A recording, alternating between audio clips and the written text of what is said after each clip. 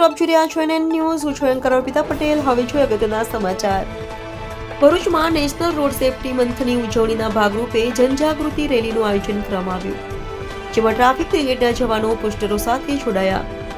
Bharuch national road safety મંથની જાન્યુઆરી માસમાં ઉજવણી કરવામાં આવે છે, જેના ભાગરૂપે ભરૂચ પોલીસ, ભરૂચ પ્રાદેશિક વાહન વ્યવહાર કચેરી દ્વારા જનજાગૃતિ રેલીનું આયોજન કરવામાં આવ્યું હતું.